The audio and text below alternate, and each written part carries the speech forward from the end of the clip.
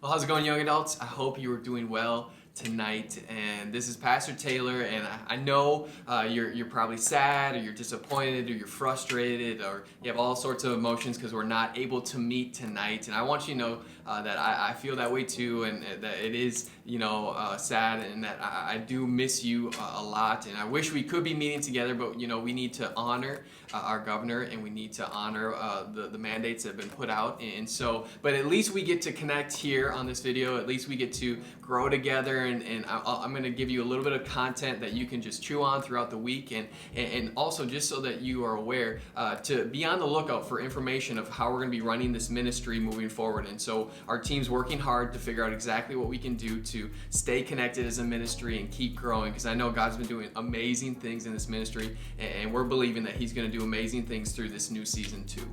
And so I want to get into what I want to talk about, and we're going to be finishing up our sermon series tonight. We've been talking about a sermon series called Insomnia, and we've been talking about how to find rest in a restless world. And so the first week I talked about how to find rest for your soul. And then last week, I talked about how to find rest for your body. And so I'm excited to talk about the other aspect of that you can find rest tonight. And so I'm going to get into that. But before I get into it, I want to read a scripture verse that's going to kind of set us up for where we're going to be going. All right. And so it's going to be found in Isaiah 26:3, if you're taking notes. And this is what it says. It says, "You will keep in perfect peace those whose minds," listen, "those whose minds are steadfast, because they trust in you." And so tonight we're going to be talking about something that's a little closer to you, something that maybe is a little different than what you've heard about in regards to rest. And so the first question I have that many of you probably will relate to this is that anyone that's watching this, are you a overthinker? So for me, I am a huge overthinker. I when my mind gets going, you can't stop it. It gets scary. It goes to bad places. Especially if I am overthinking in regards to maybe something someone said, or something that someone did, or maybe I felt like I did something wrong to somebody, or I did something wrong to a group of people, and I just start to overthink. I start to think, man, what did I do? Like, should I have said that? Or, man, I can't believe I said that, and how did they take that? And it's just the worst. Like, I hate my overthinking habit. And I know some of you here are like, man, I'm right there with you. I overthink everything, and it's terrible. But the thing is, there was this one time where I was overthinking something, and it was in regards to a conversation I had to have with a couple of my leaders, it was a couple in my ministry. They were married, and they came to me and they said, "Hey, we need to have a conversation with you." Which, that's like the worst statement ever to bring to somebody, especially an overthinker, is, "Hey, we need to talk," or maybe you've heard it from a text, or your boyfriend or girlfriend, "Hey, baby, we need to talk," or, "Hey, can we talk later? Or can we meet up?" It's like, okay, what do you want to talk about? Can we talk now? Let's figure this out now. It just leads us to thinking and going crazy. But they're like, "Hey, can we talk?" And I was like, "Sure, I can give you a call." They're like, "No, let's meet in person." I was like, "Oh, great! This is gonna be horrible." And so the whole time that I was, waiting to have this conversation, I was just overthinking. I was thinking, what do they want? Are they going to step down? Did something bad happen? Did I do something wrong? All this stuff. And so I ended up meeting with them the next day, and we were having a conversation. And what they wanted to tell me was that they were pregnant, and that they wanted to just let me know before they kind of announced it, and that they were excited. And I was like, "Oh, that's amazing. That's so awesome. Thank you for telling me that. Why couldn't you just text me? I've been overthinking this, freaking out. It's just been the worst day, worst night, because I thought you were leaving my ministry," or all these different things. But no, we're just pregnant. We wanted you to know, and we were excited. And I was like, "That's so cool." But all that was me overthinking. They wanted to talk about something, and I just took it a whole different way, and my mind just started to wander. And that kind of leads me to what I want to talk about today, is that many times I feel that our minds just keep going and going and going, or maybe things happen in our life and we just start to think, or we start to overthink, or our minds struggle in finding rest. And so I want to talk about tonight how you can find rest for your mind. in this time, especially with everything going on, it's so easy to let our minds wander. It's so easy to just have our minds going, and thinking and overthinking and processing things, and it keeps us up late at night, or it keeps us frustrated, or it brings up a ton of anxiety or stress. And I want to talk to you about, hey, how can we find rest for our mind? We talked about how to find rest for our soul, our body, but now let's focus on our mind, because the season we're going to be going into, it could be difficult for our mind, so we need to make sure we're taking care of our mind. And so I want to give you 2 ways that we can find rest for our mind. And so I'm going to talk to you in regards to biblical ways, and then I'm going to give you some practical stuff at the end just to help you with just creating a healthy mindset and just allowing your mind to rest. And so let's go to the Bible, and so what I want to do is I want to give you the first point, and I'm going to give you the scripture connected to the text, or the scripture connected to the point. And so this is the first way that we can find rest for our mind, and that is we can find rest for our mind by being still. Look what scripture says. It says in Psalm 46:10, it says, He says, be still and know that I am God. I will be exalted among the nations. Listen, the cure to our restless mind is found in the ability to still our mind before God. See, the context of this scripture is so powerful, because you might think, okay, be still, is that like my body being still? But really, if you look at the context of this, of the scripture, when David's writing this, it's actually more than your body being still. The context is that the Israelites are in a war, and they're fighting, and they're being defeated, and they're struggling. And when David writes this, he's saying, hey, be still. Not just in your actions, not just during this war, but be still in your mind, and know, listen, and know that I am God. You know, when we look at this text, we look at the be still, but we forget the know. So we think, okay, we need to be still, we need our bodies to be still, but really our mind needs to be still. And then in doing that, we need to know the one that's in control. Listen to this. The reason our mind is restless is because we are so focused on knowing our problems instead of knowing the problem solver. We focus so much on knowing everything that's going on, all the details, all the stress, all the anxiety, all the different situations with our mind, but then we lose sight of knowing the one that's in control. And I want to encourage you, we can't lose sight of knowing who's in control. You know, we might focus on, oh man, I don't want to lose my job. I don't want to lose this girl, this guy. I don't want to lose my friends. Or what's this season going to look like with this new pandemic or this new stay-at-home order? And we start to focus on all these different things and try to know the details of those. And instead we need to say, you know what? No, the God I serve is a God who provides.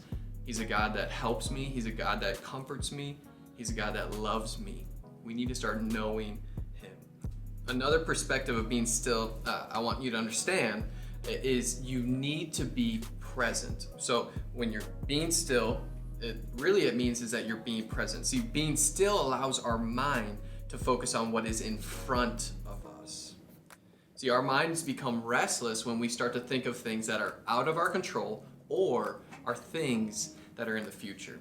And what we need to do is say, you know what? I want to focus on what is here, what is now, because I can't control what's going to be out of my control. And also, I can't worry about what's going to happen in the future. All these things we start to think about and process it, and we start to just ponder on it, and we start to overthink. But really, if we just say, you know what, I'm going to be present, I'm going to focus on what's right in front of me, it's going to help us find rest for our mind. And so I'd encourage you, don't overthink, don't process what's going to happen in the future. Just say, okay, you know what, I'm here, I'm going to take it a day at a time, and this is going to help me. And I'm gonna be still. I need to be still in this time. And so I want to go to the next one now. How do we find rest for our mind? And the second one is we take captive every thought. The text says in 2 Corinthians 10:5, it says, and we take captive every thought to make it obedient to Christ. So I know this text is unique, and you might be asking, okay, how do I take captive every thought? And I want to give you two ways to take captive every thought, because it might be a confusing statement, and I want to encourage you with it. And so the first way I'm going to encourage you with how to take captive every thought is understanding the context, okay? And so the context of this text is that we find that Paul is speaking to the Corinthian church, and in speaking to the Corinth church, what ends up happening is that there's many people who are being misled by false teachers. And so he's saying, hey, be careful on what you are listening to. Be careful in what you're putting into your mind of what these false teachers are speaking. And so really, if you get down to the nitty-gritty of this, is that he's saying, hey, be careful with what is false that's going into your mind. So when I say take captive, or when this text says take captive every thought, really what I mean is be aware of what is false coming into your mind. Be aware of the false thoughts that are coming into your mind. And when you realize that there's false thoughts in your mind, that's when you need to say, okay, that is a false thought. I need to get that out of my mind. So let me give you some examples. I'm going to lose my job. I'm not good enough. I'm a bad person. I'm not going to make it through this lockdown. Just a bunch of different false thoughts can come into your mind. And you need to be able to pay attention to those and say, okay, those are false thoughts. Those aren't truth. Those aren't true from the Lord. They're not true from the Bible. And you need to realize that and then say, okay, I got to get those out of here. And so take captive every thought. So be careful what you allow into your mind in regards to what is true and what is false. And if it's a false thought, get it out quick. All right. The second way that you can take captive your thoughts, all right, here we go, is you need to catch bad thoughts. Now, take captive, what it means is to control or to imprison. So when a wrong thought comes in, listen to this, we need to control it and imprison it. So you need to stop it in its tracks right away. When a thought comes in that is not a godly thought, you need to say, you know what, that's not a godly thought. You need to stop it and say, you know what, I'm not going to let my mind wander. I'm not going to let the stress and anxiety and my mind go to that certain place. I need to catch it and say, you know what, nope, you're not going any further. I'm going to take captive that thought and get it out of there. Don't allow your mind to wander. Don't allow your mind to keep going with that negative thought. And so those are the two ways that we can deal with this idea of how to find rest with our mind. So what I want to do now is I want to give you some practical ways that you can rest your mind. So I kind of talked about some biblical ways that you can process the thoughts that come into your mind and how to navigate those. But these are going to be ways, just simple ways to just help you maybe turn off your mind. To help you just say, you know what, I want to just do things outside of my mind that are going to help me just move forward in my life. And so I'm going to give you 8 ways. It's just simple, practical ways to find rest for your mind, to kind of let your mind just go and just allow yourself to rest, all right? And so the first one is to exercise. When you exercise, it allows your mind to rest. It allows your mind to calm down because you're not focusing on different things. You're just focusing on, I need to pick up these weights, or I need to go on this walk, and it's going to help you with your mindset. The second one, and this might be a little difficult during quarantine, but this is a good note to put down for maybe the future, is to go people watching. And so instead of thinking and pondering and processing all the things going on in your life, just go and watch people and laugh and point out different things that people are doing, and just enjoy the moment that you're in right there with different people.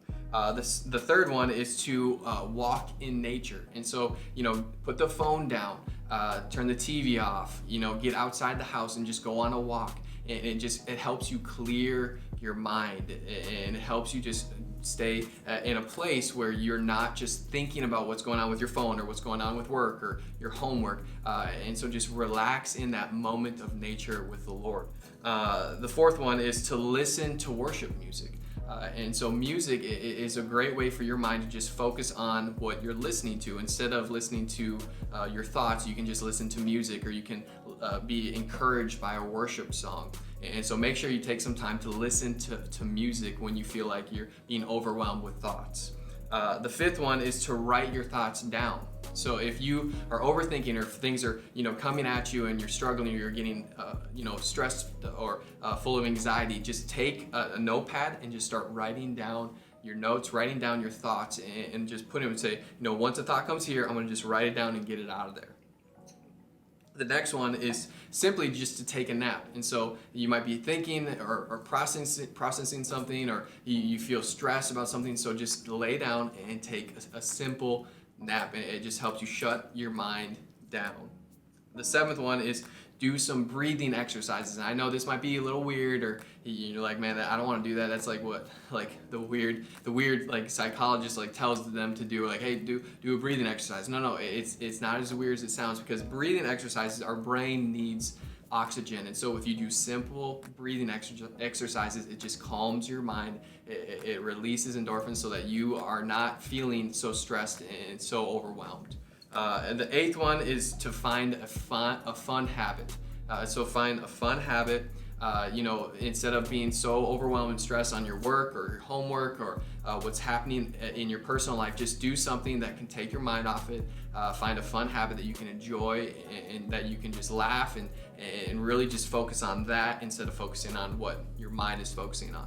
All right, well, there you go. So now you have some practical ways that you can rest your mind, and also some biblical principles in regards to your mind and finding rest for your mind. So I hope that you can practice some of these this week. And I miss you guys. I love you. And like I said before, just make sure you're paying attention to what's going on. Follow us on Instagram, and we're going to let you know the state of where our ministry is going to be, and we want to get you connected. And so we love you. I'll talk to you soon.